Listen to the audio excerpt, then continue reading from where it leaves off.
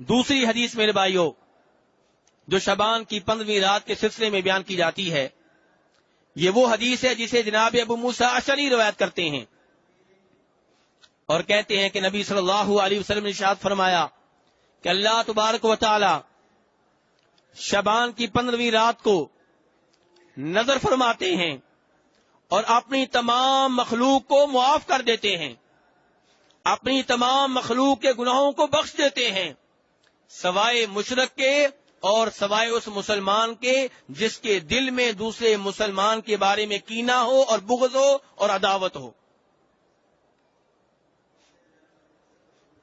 اب یہ روایت بھی میرے بھائیوں ضعیف ہے۔ کیوں ضعیف ہے؟ اس لیے کہ اس حدیث کو بیان کرنے والوں میں ایک آدمی ہے جس کا نام ہے عبداللہ ابن لہیعہ، وہ ضعیف ہے، ناقابل اعتماد ہے، اس کی حدیث جو ہے محدثین کے ہاں قابل قبول نہیں ہے۔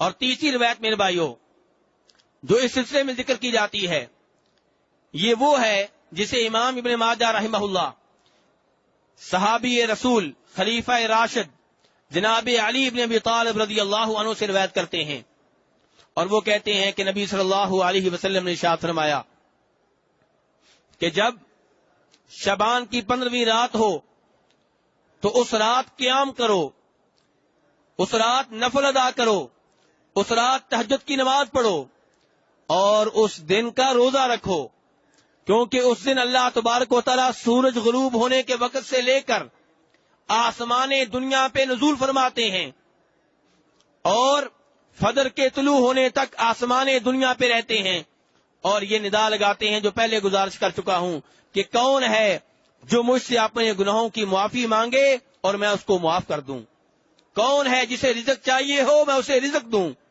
کون ہے جو کسی تکلیف میں مبتلا ہو میں اس کی تکلیف کو دور کر ڈالوں۔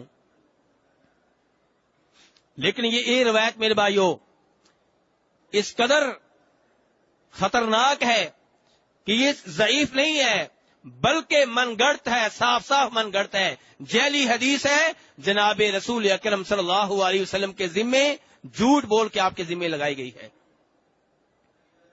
کیونکہ اس روایت کے بیان کرنے والوں میں ایک راوی ہے جس کا نام ہے ابن ابی صبرہ، اور اس کے بارے میں امام احمد ابن حنبل اور امام یحییٰ ابن معین واضح کر چکے ہیں کہ اس آدمی کی عادت تھی کہ یہ جھوٹی روایتیں گڑتا تھا اور انہیں جناب رسول اکرم صلی اللہ علیہ وسلم کے ذمے لگا دیتا، روایت اپنی طرف سے بناتا اور پھر کہتا کہ میں نے فلاں عالم دین سے سنی ہے اور وہ عالم دین کہہ رہے تھے فلاں صحابی نے بیان کی ہے اور وہ صحابی کہہ رہے تھے اللہ کے رسول نے بیان کی ہے، اپنی طرف سے یہ حدیثیں گڑ لیا کرتا تھا اور اس کی عادت مشہور و معروف تھی۔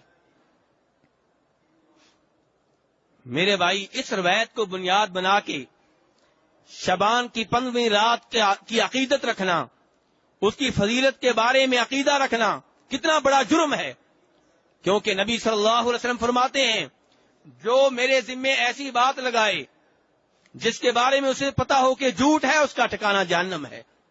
اور یہاں آپ کو پتا ہے کہ اس روایت کے بیان کرنے والوں میں ایک ایسا آدمی ہے جو جھوٹا ہے، جس کے بارے میں واضح ہو چکا ہے کہ جھوٹی حدیثیں جعلی حدیثیں بنایا کرتا تھا اور جناب رسول اکرم صلی اللہ علیہ وسلم کے ذمے لگا دیا کرتا تھا۔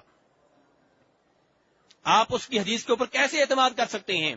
اور یہاں میں آپ بھائیوں کو بھی خبردار کر دوں کہ آج کل کیا ہوتا ہے، ہمارے موبائل کے اوپر میسج آتا ہے اور اس میسج میں لکھا ہوتا ہے کہ اللہ کے رسول نے فرمایا، اکثر اوقات جھوٹی روایات ہوتی ہیں، من گڑت روایات ہوتی ہیں اور ہم اسے دوسرے لوگوں کی طرف بھیج دیتے ہیں، نہیں سوچتے، چیک نہیں کرتے، معلوم نہیں کرتے کہ واقعی یہ حدیث موجود ہے کہ نہیں موجود، صحیح روایت ہے کہ ضعیف روایت ہے، صحیح روایت ہے کہ من گڑت روایت ہے، آنکھیں بند کر کے ہم آگے بھیج دیتے ہیں، کیونکہ جس نے ہمیں بھیجا ہوتا ہے وہ میسج اس نے لکھا ہوتا ہے کہ آپ آگے بھیجیں آپ کو اتنا ثواب ملے گا۔ میرے بھائیو یہ حدیث کا معاملہ ہے، حدیث کا معاملہ ہے، ایک بات کو آپ جناب رسول اکرم صلی اللہ علیہ وسلم کی طرف منسوب کر رہے ہیں، یہ کوئی چھوٹی بات نہیں ہے۔ آپ کو معلوم ہونا چاہیے کہ جب کافر لوگ دین اسلام کو تلوار کے ذریعے شکست نہ دے سکے تو پھر کئی طرح کی سازشیں مسلمانوں کے خلاف قائم ہوئی. ان میں سے ایک سازش کیا ہے؟ ان کے دین کو خراب کر ڈالو, ان کے دین میں ایسی روایات داخل کر دو جو جناب رسول اکرم صلی اللہ علیہ وسلم نے نہ کہی ہوں, اور داخل کر دی گئیں. اور کبھی یہ ہوا کہ ایسے لوگ جو بظاہر نیک تھے, نماز پڑھنے والے تھے, روزے رکھنے والے تھے, حج کرنے والے تھے, نیت ان کی اچھی تھی, انہوں نے جب دیکھا کہ لوگ دین اسلام سے دور ہو رہے ہیں, قرآن پاک سے دور ہو رہے ہیں, انہوں نے اپنی طرف سے روایات گڑیں. قرآن کی فضیلت میں, سورہ یاسین کی فضیلت میں, سورہ رحمان کی فضیلت میں, سورہ واقعہ کی فضیلت میں, کہ جو سورہ یاسین پڑھے گا اتنا ثواب ملے گا, سورہ رحمان پڑھے گا اتنا ثواب ملے گا, سورہ واقعہ پڑھے گا تو یہ ملے گا. یہ روایات گڑی گئیں نیک نیتی سے تاکہ لوگ دین کی طرف آئیں. نیت نیک تھی لیکن کام بہت برا تھا. نیت اچھی تھی لیکن کام بہت برا تھا. آپ کی نیت اچھی ہونا کافی نہیں ہے, عمل بھی درست ہونا ضروری ہے. اچھی نیت سے آپ غلط کام کرتے رہیں, اسلام اس کو نہیں مانتا. اچھی نیت سے آپ دین اسلام کو خراب کر ڈالیں, اس میں غلط روایات داخل کر دیں, اسلام اس کو نہیں مانتا. ایسے کام ہوئے لیکن اللہ تبارک و تعالیٰ نے دین اسلام کی حفاظت کا ذمہ لے رکھا ہے. اس لیے ان علماء کرام کو پیدا کیا جن علماء کرام نے وعدے کر دیا کہ یہ روایت جھوٹی ہے, یہ من گڑت ہے, یہ جعلی ہے, اور جعلی ہونے کی یہ دلیل ہے.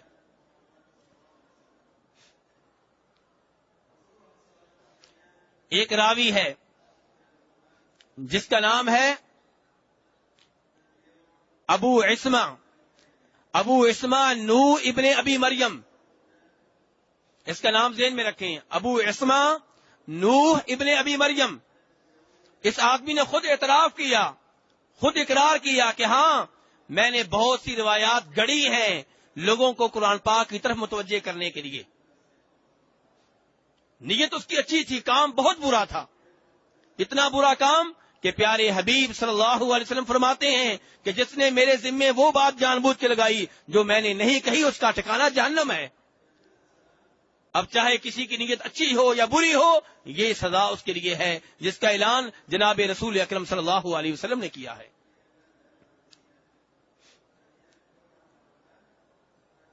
چوتھی روایت میرے بھائیو, شعبان کی 15ویں رات کی فضیلت میں اسے بھی روایت کرنے والے جناب علی بن ابی طالب رضی اللہ عنہ ہیں, یا دوسرے لفظوں میں آپ کہیں کہ یہ روایت بھی جناب علی کے ذمے لگا دی گئی ہے کہ جناب علی اس کو روایت کرتے ہیں جناب رسول اکرم صلی اللہ علیہ وسلم سے کہ آپ صلی اللہ علیہ وسلم نے ارشاد فرمایا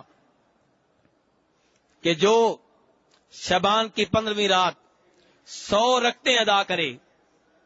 کتنی رکعتیں میرے بھائیو؟ 100 رکعتیں. اور ہر رکعت میں سورہ فاتحہ پڑھے, اور سورہ فاتحہ کے بعد 10 دفعہ سورہ اخلاص پڑھے, قل هو اللہ احد. جب 100 رکعتیں ہوں گی, ہر رکعت میں 10 دفعہ سورہ اخلاص پڑھی جائے گی, تو ٹوٹل تعداد کتنی ہوئی سورہ اخلاص کی؟ 1000 بار. اللہ خوش رکھے آپ کو. 1000 بار سورہ اخلاص پڑھی جائے گی. تو فرمایا جو یہ نماز پڑھے اس کو کیا ملے گا؟ دھیان سے سنیے, یہ جھوٹی روایت دھیان سے سنیے, اس کو کیا ملے گا؟ فرمایا اس رات جو بھی اللہ سے مانگے گا اللہ اس کو دے گا, جو بھی اللہ سے مانگے گا اللہ اس کو دے گا. اور فرمایا اسے 1000 حوریں دی جائیں گی. کتنی حوریں؟ 1000 حوریں. اور ہر حور کے پاس 1000 غلام ہوں گے. ہر حور کو 1000 بچہ ملے گا. اور فرمایا جو یہ نماز پڑھے گا اس کو یہ فضیلت بھی ملے گی کہ اس کی والدہ کو موقع دیا جائے گا کہ 1000 افراد کی شفاعت کرے. اس کے والد کو بھی موقع دیا جائے گا کہ 1000 افراد کی شفاعت کرے. میرے بھائیو, یہ روایت بڑے ذوق و شوق سے 15 شعبان کی مجلسوں میں بیان کی جاتی ہے, اور سننے والے سبحان اللہ کہتے ہیں, واہ واہ کرتے ہیں. اور نہ بیان کرنے والے بتاتے ہیں, نہ سننے والے ہی جانتے ہیں کہ یہ حدیث بالکل من گڑت ہے. اس کے من گڑت ہونے کے بارے میں بہت سے علماء کرام نے خبردار کیا ہے. بلکہ چار علماء کرام کا نام لوں گا جنہوں نے اس حدیث کو، اس روایت کو اپنی ان کتابوں میں نقل کیا ہے جن کا نام ہی انہوں نے یہ رکھا ہے کہ جھوٹی روایتیں. عربی میں ان کا نام ہے، ایک کتاب کا نام ہے الموضوعات. الموضوعات کا مطلب ہوتا ہے جھوٹی روایتیں. اس کو لکھنے والے ہیں حافظ ابن جوزی. وہ اس روایت کو اپنی اس کتاب میں لے کے آئے ہیں اور فرماتے ہیں اس حدیث کے بارے میں کسی قسم کا کوئی شک و شبہ نہیں ہے کہ یہ اللہ کے رسول کے ذمے جعلی طور پہ لگائی گئی ہے، آپ کے ذمے جھوٹ لگایا گیا ہے. رسول اکرم صلی اللہ علیہ وسلم نے یہ روایت بیان نہیں کی ہے. حافظ ابن قیم رحمہ اللہ اپنی مشہور و معروف کتاب المنار المنیف میں فرماتے ہیں کہ یہ حدیث من گڑت ہے، اور پھر فرماتے ہیں مجھے تعجب ہوتا ہے ان لوگوں کے اوپر جن کا علم حدیث سے تھوڑا سا بھی تعلق ہے، علم حدیث کو تھوڑا سا بھی جانتے ہیں، اور اس کے باوجود وہ اس روایت کو بیان کرتے ہیں اور اس کے اوپر عمل کرتے ہوئے 100 رکعتوں والی کی نماز پڑھتے ہیں. مجھے ان کے اوپر تعجب ہوتا ہے. حافظ سیوطی، امام سیوطی نے اپنی کتاب جو انہوں نے وہ کتاب جس میں انہوں نے جھوٹی روایتیں جمع کی ہیں، وہ بھی اس کتاب میں اس روایت کو لے کے آئے ہیں اور بیان کیا کہ من گڑت روایت ہے، جعلی روایت ہے. اور یہی کچھ امام شوکانی نے بھی کیا ہے. 4 امام انہوں نے مختلف کتابیں لکھی. ہر کتاب جو ہے وہ کس فن میں ہے؟ جھوٹی روایتیں اس میں جمع کی گئی ہیں. اس کے باوجود اس روایت کو بیان کیا جائے، پبلک میں پیش کیا جائے، مشتوں میں بیان کیا جائے اور یہ وعدے نہ کیا جائے کہ یہ من گڑت ہے، جعلی روایت ہے، تو افسوس کا مقام ہے میرے بھائی. اور خطرہ ہے کہ بیان کرنے والا اس حدیث کے ضمن میں آئے گا جس میں اللہ کے رسول فرماتے ہیں صلی اللہ علیہ وسلم کہ من کذب علی متعمدا فلیتبوأ مقعدہ من النار، کہ جس نے میرے ذمے وہ بات لگائی جان بوجھ کے جو میں نے نہیں کہی، اس کا ٹھکانہ جہنم ہے. اب میرے بھائیو، میں یہ بیان کر چکا آپ کے سامنے کہ یہ روایت جھوٹی ہے، من گڑت ہے، اللہ کے رسول اس سے بری ہیں، اللہ کے رسول نے یہ بات نہیں کہی ہے، جناب علی نے یہ روایت نقل نہیں کی ہے، بعد کے لوگوں نے جھوٹ بول کے ان کے ذمہ لگا دی ہے، اور لگانے والے جو ہیں ان کا کوئی سر پیر نہیں ملتا. آپ سوچتے ہوں گے کیسے پتہ چل گیا جھوٹی ہے؟ پتہ ایسے چل گیا کہ نیچے سے جو بیان کرنے والے ہیں وہ سارے کے سارے ایسے ہیں جن کو محدثین نہیں جانتے کہ کون لوگ ہیں. کوئی محدث ہو، حدیث بیان کرنے والا ہو، عالم دین ہو، دوسرے علماء میں سے کوئی بھی اسے جانتا نہ ہو، یہ کیسے ممکن ہے؟ تو اس لیے میرے بھائیو، یہ روایت جھوٹی اور من گڑت ہے. ایسی روایات کو بنیاد بنا کے شعبان کی 15ویں رات کا اہتمام کرنا اور یہ نماز پڑھنا یا نماز تسبیح با جماعت اس رات میں ادا کرنا. نماز تسبیح کسی اور رات آپ اکیلے ادا کریں، میں اس بارے میں بات نہیں کر رہا. اس رات خصوصی طور پہ قرآن پڑھنے کا اہتمام کرنا.